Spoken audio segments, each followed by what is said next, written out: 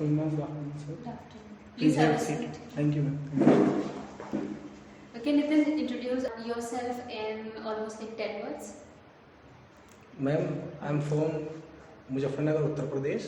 I have done my graduation from CCS University, Meerut, and then I have completed my B.Ed from Bareilly University, and then I have done my BTC. Okay, so can we know about your strengths, Ma'am. your qualities or your strengths? Yes, ma'am. Ma'am, I am an enthusiastic person. Hmm. I am a passionate person, and I am adjust every situation. Okay, Yes, ma'am. and any teaching experience? Yes, ma'am. Recently, I am teaching. Where? Actually, I can explain in Hindi, ma'am. Sure. Yes ma'am ma'am गांव के पास ही एक school है English medium में, उसी में पढ़ा रहा हूँ रिसेंटली। और कौन सी क्लास में पढ़ा रहे हैं? Ma'am 6 to 10। 6 to 10. Yes ma'am. And subjects? SST ma'am. ठीक है। So अपने जो आपकी ये SST के सब्जेक्ट्स हैं, हिस्ट्री है, ज्योग्राफी है, Yes, ma'am. Social and political life, इसमें से आपका पसंदीदा सब्जेक्ट कौन सा है? मैम मैंने चारों ही सब्जेक्ट पढ़े हैं। जी, फिर भी एक आपका फेवरेट होगा कि हाँ ये मुझे सबसे ज़्यादा पसंद है। मैम मैं पॉलिटिकल साइंस जी, में थोड़ा ज़्यादा कंफर्टेबल महसूस करता हूँ अपने आप को। वैसे मैंने पढ़े चारों ही सब्जेक्ट हैं। ठीक है। तो प्रेसिडेंट के अपॉइंटमेंट से रिलेटेड कुछ बताना चाहें? Yes ma'am. जी। मैम राष्ट्रपति बनने के लिए न्यूनतम आयु 35 ईयर्स होनी चाहिए, और वो भारत का नागरिक होना चाहिए, जी, और किसी भी लाभ के पद पर नहीं होना चाहिए। पागल या दिवालिया जैसी स्थिति उनकी नहीं होनी चाहिए। तो ये उनकी अपॉइंटमेंट की कुछ मेन योग्यताएं हैं। Yes ma'am. जी। तो पार्लियामेंट्री सिस्टम और प्रेसिडेंशियल सिस्टम में बेटर कौन सा लगता है? सर पार्लियामेंट सिस्टम ज़्यादा बेहतर होता है, क्योंकि इसमें जनता के द्वारा चुने गए मेंबर्स होते हैं सर, और जनता के द्वारा चुने गए मेंबर्स जब रूल बनाएंगे तो वे जनता को जवाब देंगे बाद में। तो वो कहीं ना कहीं जनता के लिए भी और जो है कंट्री के लिए भी ज़्यादा बेटर होता है। ओके। और जैसे आप क्लास में पढ़ा रहे हैं Yes, ma'am. स्टूडेंट्स के बीच में, यस मैम। तो किस तरीके के टीचिंग मेथड को आप बेहतर मानते हैं? इंडक्टिव मेथड या डिडक्टिव मेथड? मैम दोनों ही मेथड अपने अपने लिए अच्छे होते हैं, बट ये सिचुएशन के ऊपर डिपेंड करता है कि आपके इन्वायरमेंट में या जो क्लासरूम है उसमें बच्चों की स्ट्रेंथ कैसी है, या बच्चे किस तरह की चीज़ों को एक्सेप्ट करने के लिए तैयार होते हैं, तो उसी के अनुसार मेथड्स को यूज किया जाता है।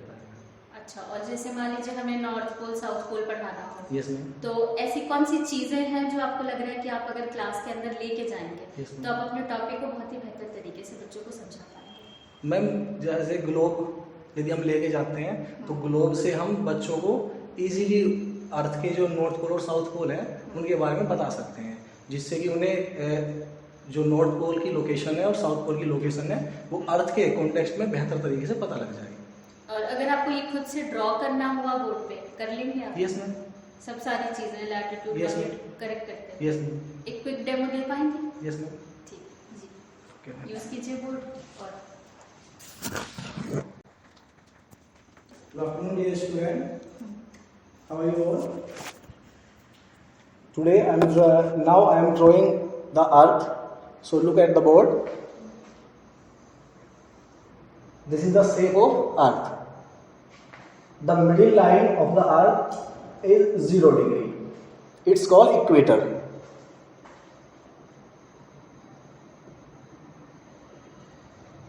Equator. And first of all, know about the latitude and longitude.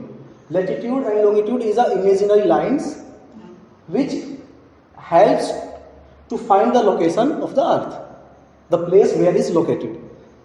Now some important latitudes in the earth, the first is 0 degree.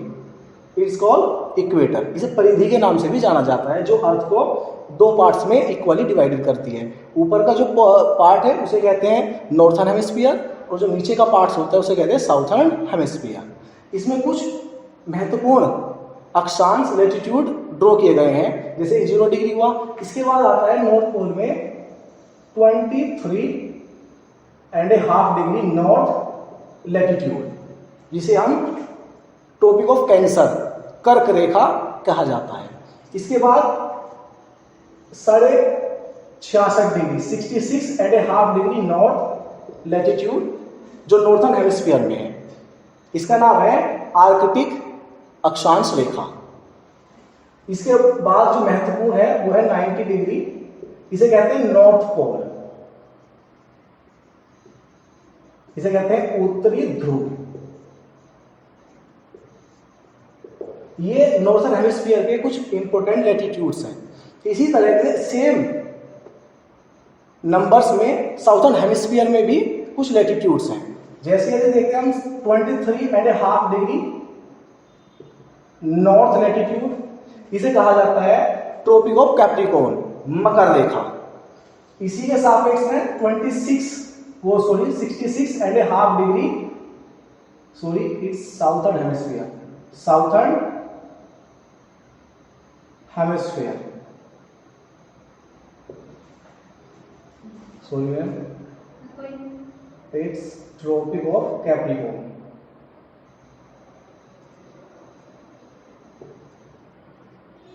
And its Atlantic latitudes। ठीक है। इंडिया की पोजीशन कितनी डीप है यहाँ पे? सर इंडिया की जो India का अक्षांश विस्तार है वो 8 डिग्री 4 मिनट से लेकर 37 डिग्री 6 डिग्री नॉर्थर्न हेमिस्फीयर में है सर। 8 डिग्री 4 से लेके 37 डिग्री 6 मिनट। यस सर, ठीक, ये जगह है। Thank you sir.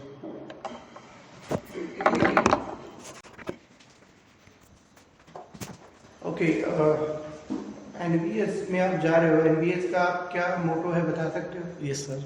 क्या है सर प्रज्ञान ब्रह्म, क्या पवित्र ज्ञान ही भगवान के समान माना गया है। पवित्र ज्ञान और अपवित्र ज्ञान क्या होते हैं? सर पवित्र ज्ञान होता है कि जिसमें जो भी हम वर्क करते हैं, जो भी हम कर्म करते हैं, वो सब जो मोरल वैल्यूज़ होते हैं उनके अनुसार होने चाहिए, जिससे उनसे किसी के भी आहित ना हो। मतलब यदि कोई हम कार्य कर रहे हैं तो उससे कोई भी डिस्टर्ब नहीं होना चाहिए, तो वो पवित्र ज्ञान के अंतर्गत काउंट किया जाता है। और एनबीएस का जो है स्थापना कब हुआ था एनबीएस का? सर 1986। 1986 में। Yes sir. और कोई शिक्षा से संबंधित 1986 में बड़ी घटना हुई? सर 1986 में इंडिया की फर्स्ट एजुकेशन पॉलिसी आई थी सर। फर्स्ट एजुकेशन पॉलिसी थी, कंफर्म है? Yes sir. 1968 में क्या आया था?